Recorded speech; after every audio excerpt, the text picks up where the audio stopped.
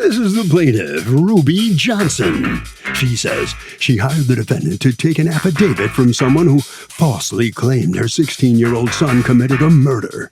Her son was convicted, and this confession would exonerate him. The defendant didn't follow through. He didn't get anything, and she's suing him for the return of the $1,500 she's owed.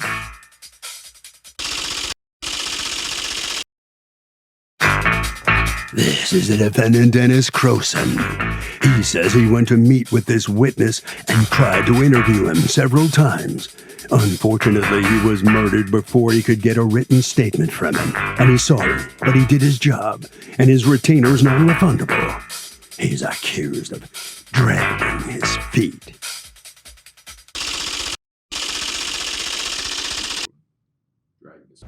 All parties, please raise your right hand.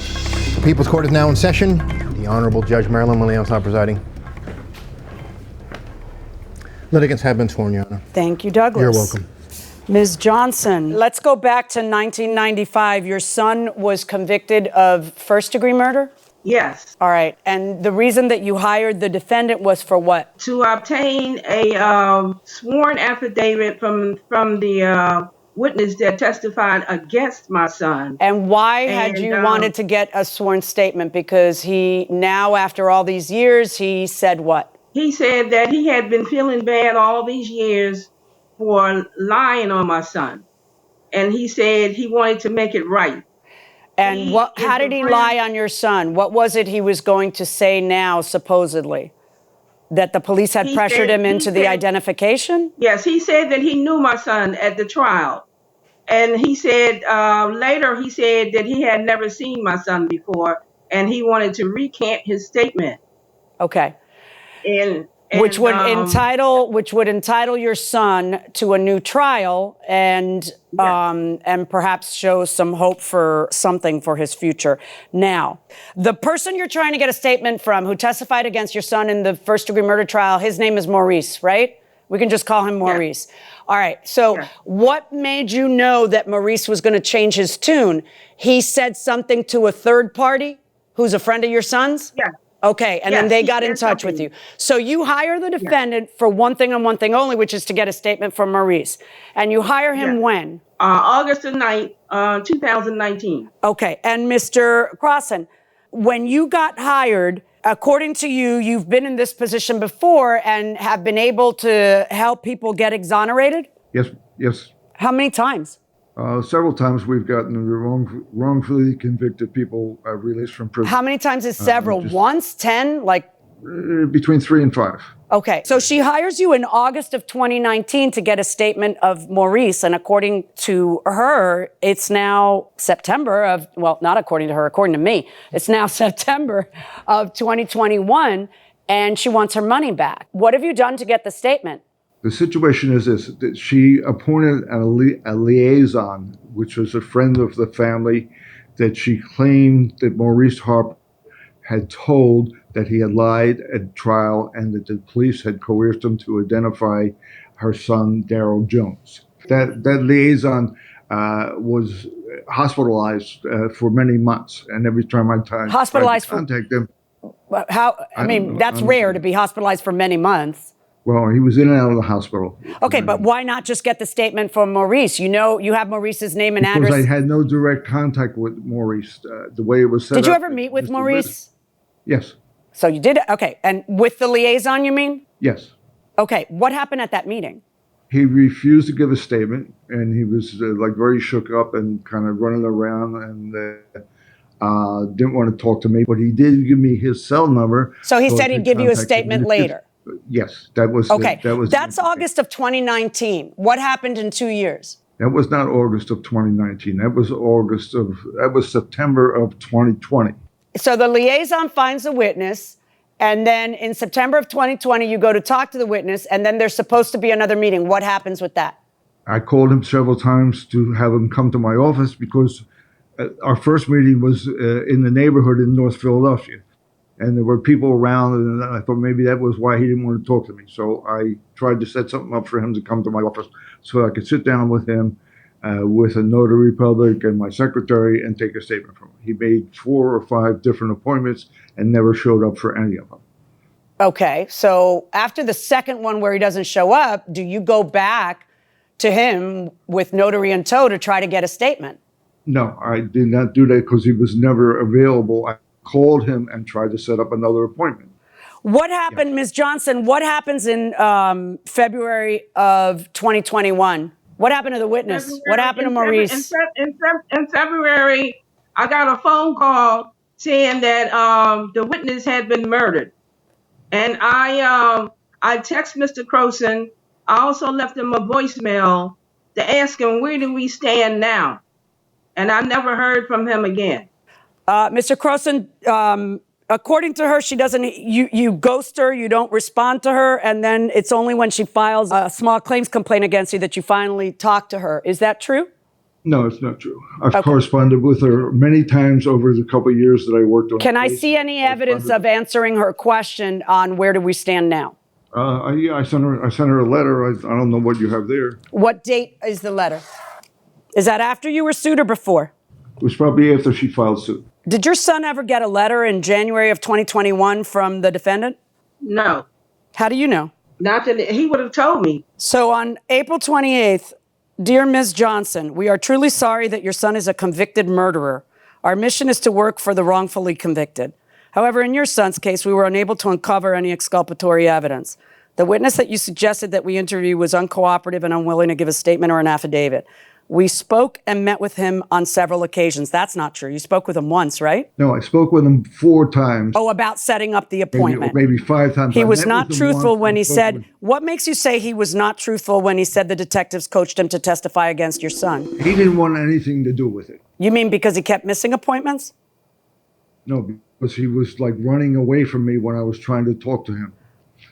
Right, but it's hard to say he didn't want anything to do with it when he scheduled appointments. You say that he scheduled appointments with your office. Do you have any proof that you scheduled any appointments? No. What about like a text to the mother who hired you or something, or an email to the mother saying, hey, this is what happened? Not after she sues you and you've ghosted her, but beforehand, like keeping her abreast of what's happening with her money. First of all, I didn't ghost anybody. Okay, so show me any communication you had with the mother between August of 2019 when she hired you and April of 2021 where you tell her, I'm sorry, your son's a convicted murderer. Can you show me any correspondence that you had at all with your client, the mother? Most of the communication was done on the telephone. Do you have anything in writing to prove any communication with her? See, here's what my problem is. You can't make somebody give you a statement, but you can sure try a little harder than you tried. And where are we now? We're in a position where the guy's been murdered, so all hope is lost of, I can understand that you're not a magician, but why would you keep the lady's retainer when that's the only thing she retained you for? It's literally the only thing she retained you for. Because I put 20 hours of work. Okay, now I just need you to prove that. Can you prove that you put 20 hours of work? I'm going to need proof of that. No. Right. Give the lady back her money. $1,500 verdict for the plaintiff. See, here's my problem. You're not a lawyer in a Wall Street office waiting for people to bring you witnesses. You're the detective. You're the gumshoe. You're the guy who's supposed to be hiding behind the dumpster to come out and say, let's talk with someone who's recording it so you can get the guy's statement. That is what you're supposed to do. That's what she paid you for. You're the detective. Oh, I stayed in my office, but I got no proof that I had 5 appointments with him. And now the guy is dead. So now there is no hope.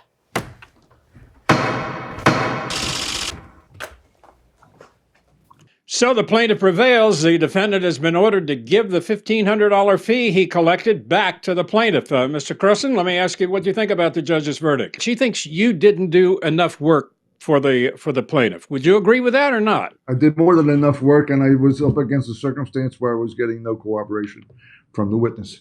And the witness got murdered. All right, Mr. Kaysen, thank you very much. You have not prevailed, obviously.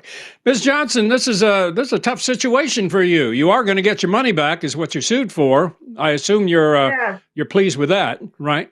Yes, I'm very pleased. But your son, on the other hand, is still in jail, and there's obviously no hope for anyone to give testimony to get him a new trial. Would that be correct? Yes, that's correct.